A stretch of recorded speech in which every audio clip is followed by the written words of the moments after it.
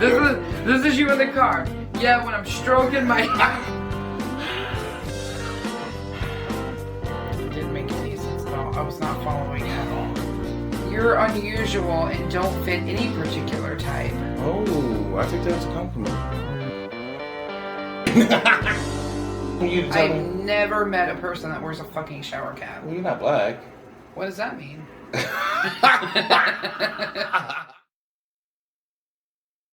You're watching Mike and Ashley, Ghetto Meets Country, and today we're doing our Halloween special. It's going down. All the way down. I don't know how to take that right there. Down to the ground? Oh, 6 feet.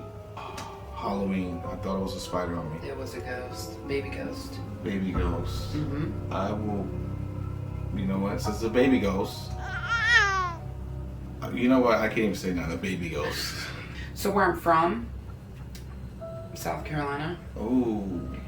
So people would paint their porches, the roof of the porches, like this bright green or bright blue color to keep out the spirits and the bad ghost.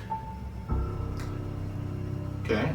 It's true. That's a fun fact. Just a fun fact for today. So if I'm ever driving in South Carolina, you're telling me if I see that, the ceilings of the porches, if they're bright color, that's what it's for.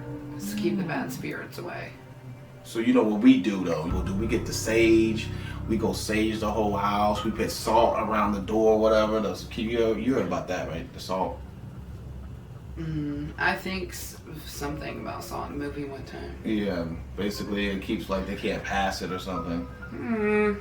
But it's like, who wants to put salt on like on the floor all fucking day? Like, And what happens if you have a cut on your foot?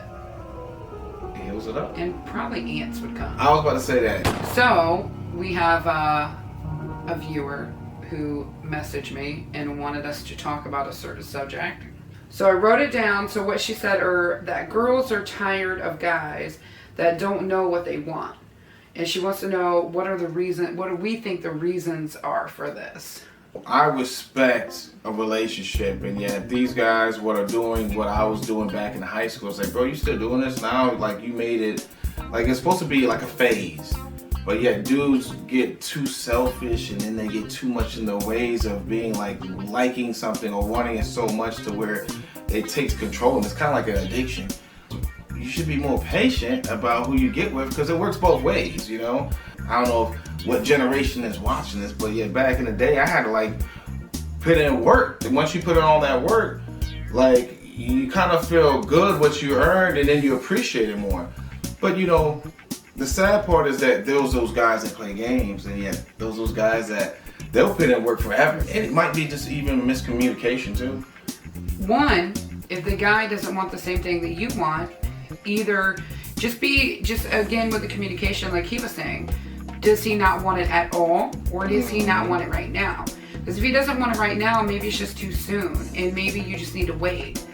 Or if he doesn't want it at all, then kick rocks. You need to move on. There'd be a multitude of reasons why, because of what society puts on people. This comes with men and women. Society put on us that go after this perfect spouse or this perfect relationship that does not exist. But I don't think that all men, like all guys, don't know what they want. That, you know, you just haven't met the right person. Since it's Halloween.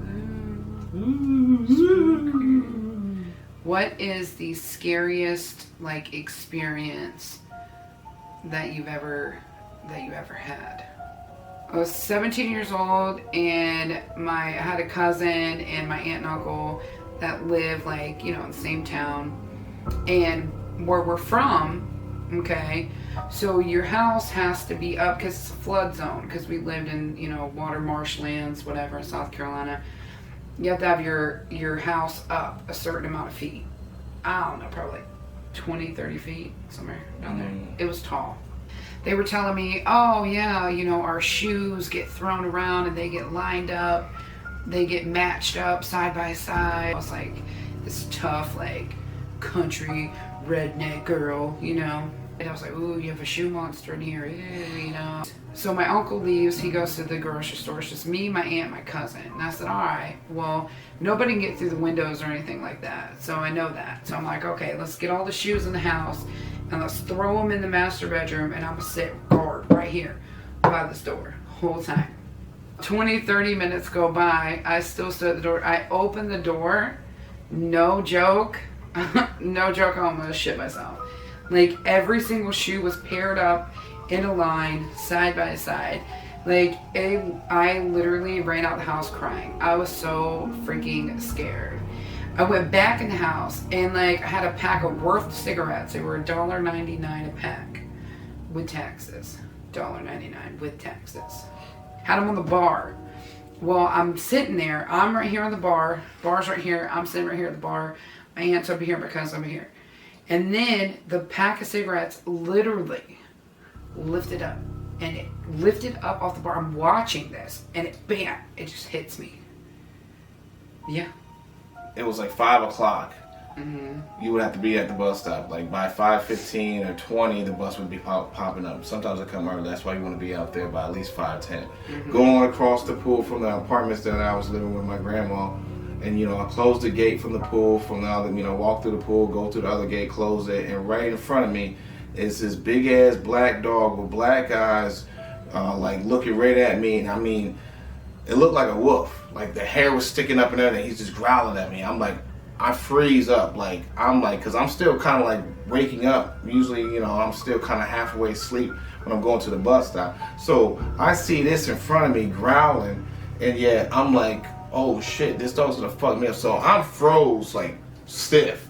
I'm like, and he's just growling. I'm like, okay, don't move too fast. I started walking back, and I'm like trying to grab the gate. I'm like, oh shit, open this motherfucker up.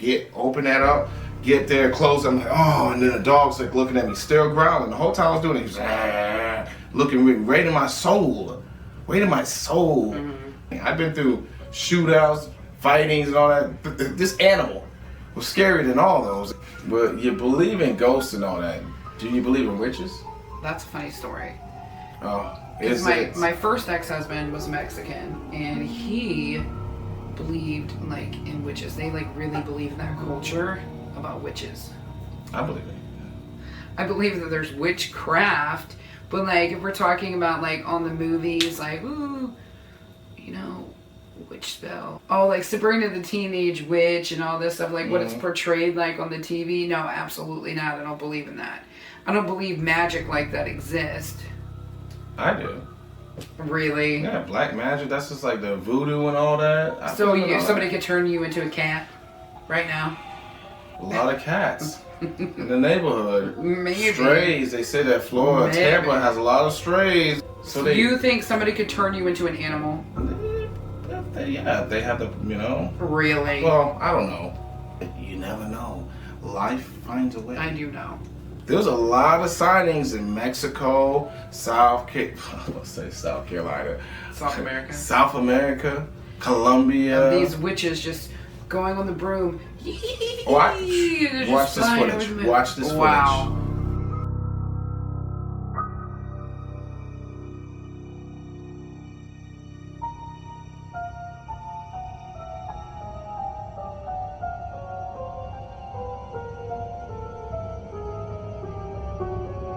Okay. Let that be a lesson to your witch ass. I did like that show back in the day, Bewitched. I barely watched that. Twinkled her nose. Oh yeah. What happened to her? I mean, the actor. What happened to her? I don't know. I don't even know what her name is. Samantha. Oh my god. That was her character. I want to thank you for watching Ghetto Meets Country. Make sure you like and subscribe so you can see more funny videos like this one. We'll see you soon.